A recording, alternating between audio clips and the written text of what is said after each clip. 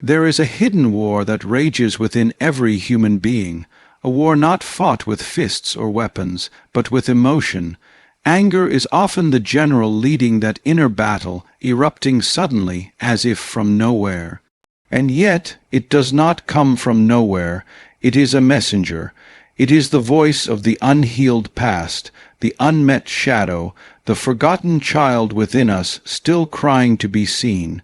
To be free from the anger others provoke in us is not to suppress it, but to understand it.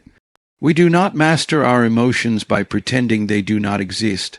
We master them by learning to sit with them until they no longer hold power over us. Let us walk together through 5 truths, each one a mirror, each one a gate to self-liberation. There is a subtle lie we are told from the very beginning, that others can make us feel things, that someone's words, tone, actions, or disregard hold the power to ignite flames within us. But the truth is far more unsettling and liberating. No one causes your anger. You do. Others may light the match, but it is your soul that supplies the fuel. That match can only burn where something dry, neglected, and unresolved already exists. Think of anger not as a reaction, but as a reflection. It reflects the hidden beliefs, insecurities, wounds, and unresolved truths inside you. If a stranger calls you a name that bears no relevance to who you believe you are, you might laugh it off. But if someone accuses you of something you've long feared, the wound is touched, and you burn. It's not the words themselves, it's the meaning your soul attaches to them, it's the history behind your response. The emotional memory that has been waiting, quietly, desperately, to be seen. In the modern world, where everyone walks around with fragmented hearts and unsaid pain, we have become quick to rage, because rage is louder than vulnerability. It masks the fear of not being enough. It cloaks the shame we never dared to name. It's easier to explode than to reflect, easier to blame than to feel. But what if, instead of asking, "Why did they do this to me?" we asked, "Why does this hurt me so deeply?" There is a story of 2 men standing in a market. A vendor spills wine on both of them. One curses, throws his cup, and demands punishment. The other smiles, brushes it off, and returns to conversation. The spill was the same, the stain was the same, but the heart receiving the moment was different. One was full of unspoken expectation, perhaps of control, perhaps of respect. The other had no such attachment. So, while one burned, the other remained still. The world is full of provocations, but it is not responsible for your peace or your fury. That responsibility is yours, and therein lies your true freedom. When you finally recognize that you are the gatekeeper of your emotional realm, you are no longer a slave to every passerby who dares to knock. This is not to say that anger does not arise. It will. But when it does, let it become a compass, not a weapon. Let it show you what still needs healing. Let it point to the places where your identity is too tightly bound to the approval of others, where your sense of worth has been built on foundations not your own. We often say, "They made me angry," but this phrase is a spell we cast on ourselves. It tells the unconscious mind, "I have no power here. I am a puppet moved by others." And with that belief, we stay chained. But there is another way to speak, a higher language, one that says, "I noticed anger rising within me, and I chose to sit with it, understand it, and not act it out." This is the language of the awakened. To live in a world where no one can make you angry is not to live in indifference. It is to live in mastery. It means you have explored your depths so thoroughly that others no longer dictate the weather of your inner sky. Their storms may swirl, but your center holds, and when that center holds truly holds, not out of suppression, but from deep self-awareness, you become unshakable. The words of others become echoes, not daggers. The slights, the criticisms, the provocations, they pass through you, not because you are numb, but because you are rooted.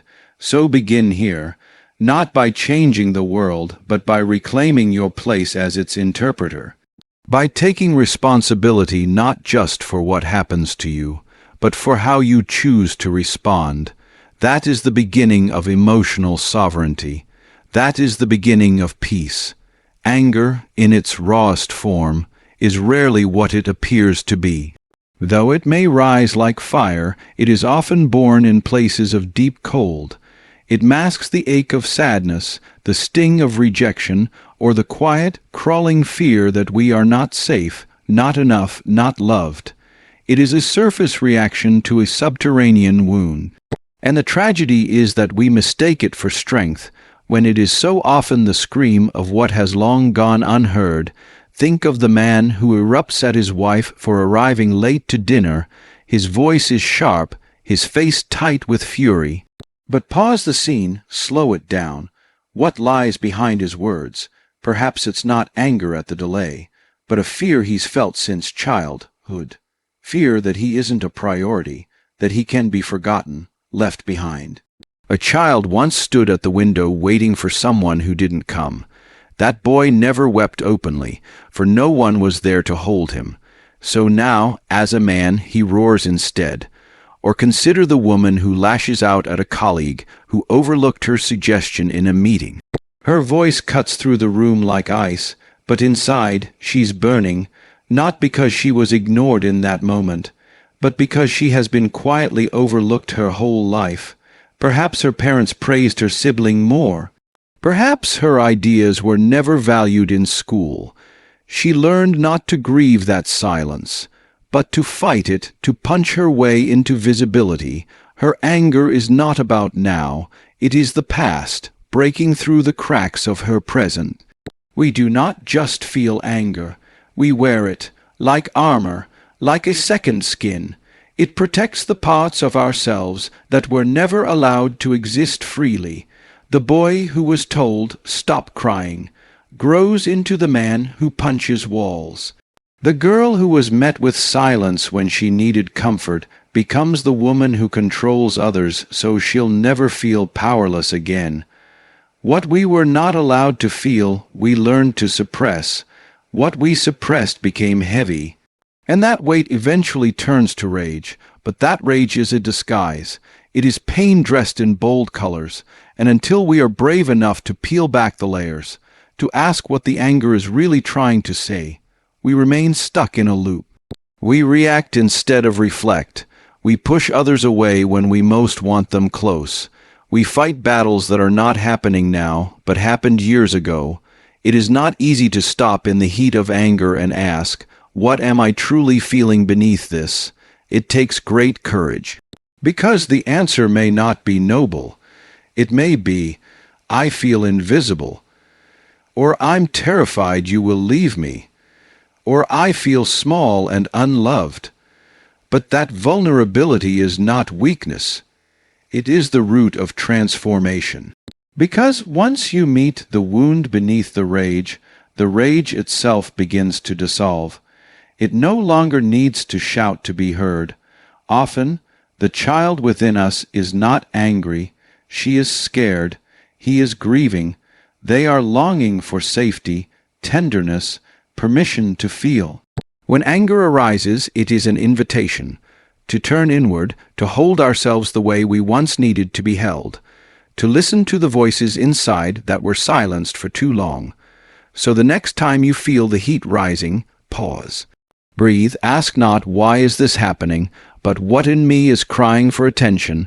The world around you may be chaotic, but the world within you is waiting for peace, and peace does not come by force. It comes by understanding.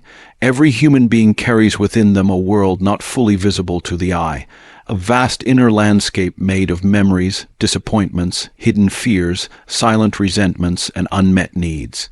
This inner world, though mostly unconscious, shapes how we see and respond to life. When someone raises their voice, ignores our presence, or treats us unjustly, we are quick to think, asterisk, "What did I do wrong?" Asterisk or asterisk, "Why are they like this with me?" Asterisk, but in truth, most people are not responding to us. They are reacting to their own inner turmoil, often without realizing it. We imagine that the world is looking at us, judging us, punishing or rewarding us based on some internal scoreboard of merit. But the reality is far less personal and far more revealing. People act from the wounds they do not speak about. The man who criticizes everyone around him may in fact be drowning in self-loathing. The woman who mocks others for their dreams may have been told she could never have her own. Their cruelty is not a mirror of your worth. It is a confession of their pain. When you encounter someone who treats you poorly, it is rarely because you have done something wrong. It is because something in them has been triggered, disturbed, unsettled. And that disturbance, rather than being examined and healed, is cast outward, projected like a shadow onto the nearest person. Projection is the mind's way of protecting itself from facing uncomfortable truths. If I see you as weak, it may be because I cannot bear to face my own helplessness. If I label you arrogant, perhaps it is because I have repressed the parts of myself that longed to be seen but were never allowed. We all do this unknowingly. Have you ever felt an intense dislike for someone you've just met, without any logical reason? It may be because they embody something you've rejected in yourself. The qualities we most resent in others are often the ones we've buried deep within our own psyche. This is the shadow at work. It hides what we are unwilling to admit, and then finds it in others so we can judge it from a distance.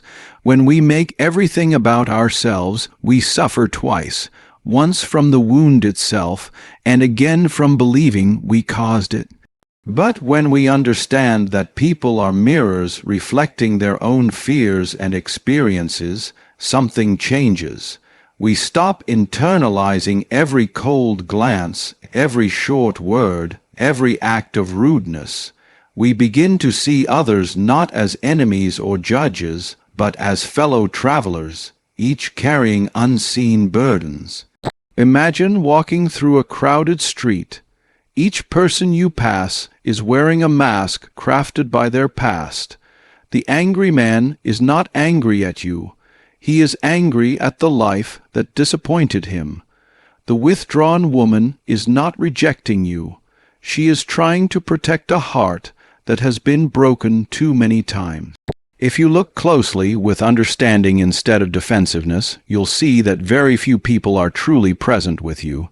They are mostly present with their own stories. When you stop taking things personally, you begin to move through the world with peace. You stop feeling the need to defend yourself against every opinion, every reaction. You learn to observe without absorbing, to witness someone's behavior without making it your burden. This is not indifference. It is clarity. It is a recognition that other people's behavior belongs to them, not to you. And in that space, anger dissolves. It has no fuel, because you no longer see yourself as the target. You see yourself as the observer.